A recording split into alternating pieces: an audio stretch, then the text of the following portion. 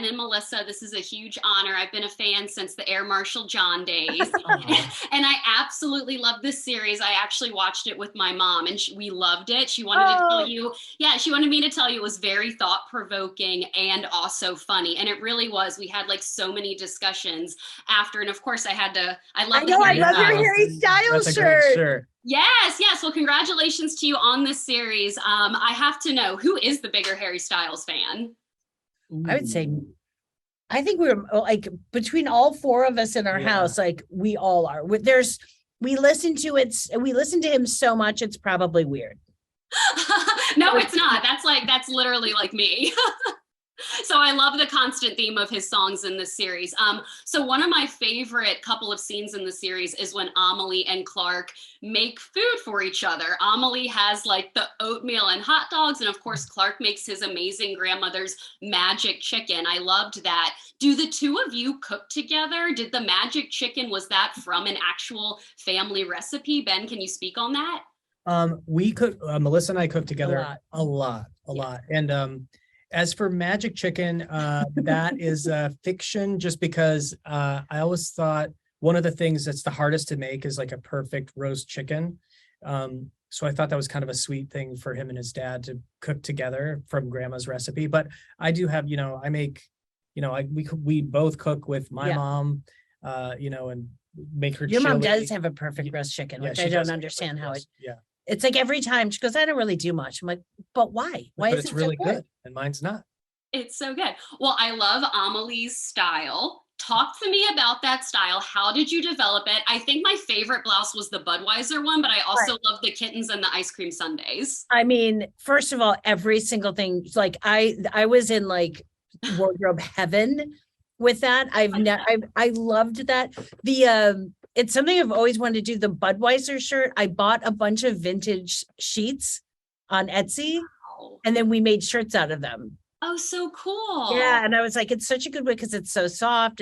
But the Budweiser shirt, like all of the clothes, I would get to work and I could not wait to put on like that day's outfit. It was just, I just love someone. I love real people, not just a character. I love people that are just like, this is what I want to wear.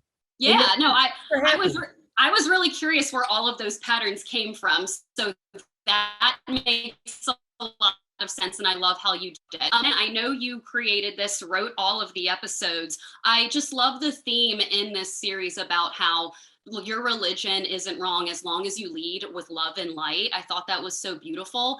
Honestly, just like after watching this, like what inspired you to write this series? Was it the pandemic? Was it other things going on in your life? Because I feel like people are going to watch this series and be like, this is what I need right now. Oh, well, that's very nice of you to say. Nice. I've had this idea for sort of a long time. I wrote a book about it in my 20s called God's Favorite Idiot. It wasn't very similar to the show, but it did feature what happens when someone is sort of starts to glow and they don't know why.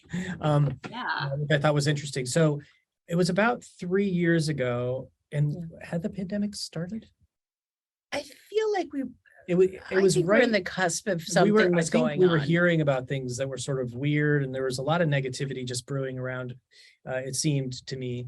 And so I think the idea of putting out just kind of a positive message felt sort of appealing. And then Melissa really came up with the idea of setting it in an office where they're all tech workers and he's a mid-level tech employee. And I was like, oh, that's really perfect because, this unassuming guy to me or woman or whomever does seem like who God would pick. So it was just and then it could have easily gone very dramatic, as you might imagine. But we really, Melissa and I think, right now, since we're able to at this stage, like just as many comedies as we can make and put out there is as many as I think people need it. And when you can kind of have another layer in a really non-judgy, non-preachy way to just be like, I think we're going down a rabbit hole of constantly being like, I'm right and you're wrong. And everybody's trying to vie to see who's right. And to just in kind of a loving and funny way to be like, what if we're all right? And what if we're all wrong? And